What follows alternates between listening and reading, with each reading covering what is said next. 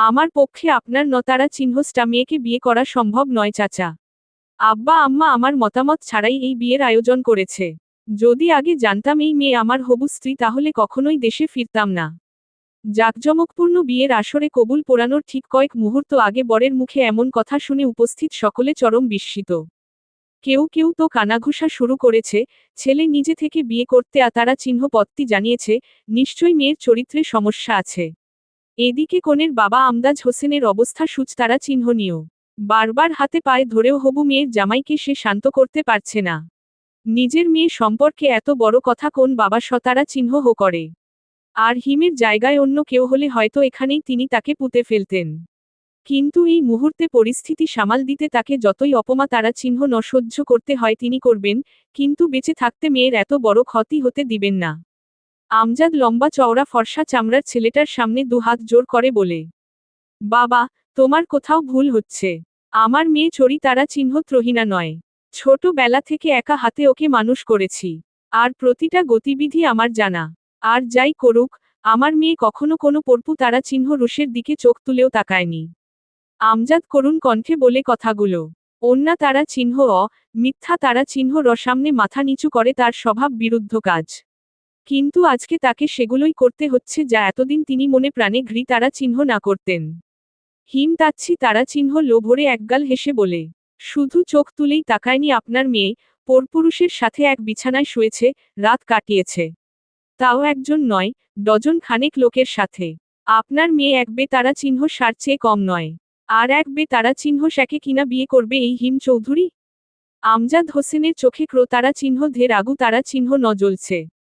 সেই সাথে কষ্টের অশ্রু চোখজোড়াকে ভিজিয়ে দিচ্ছে। বাবা হয়ে মেয়ের এত বড় ক্ষতি তিনি কিভাবে মেনে নিবেন? পৃথিবীর সবাই যে যাই বলুক, তিনি জানেন তার মেয়ে পুত পবিত্র। আমজাদ সাহেব হিমকে আর কিছুই বলে না, কোনো অনুনয়ও করে না। তিনি জানেন তাকে বলে কোনো লাভ হবে না।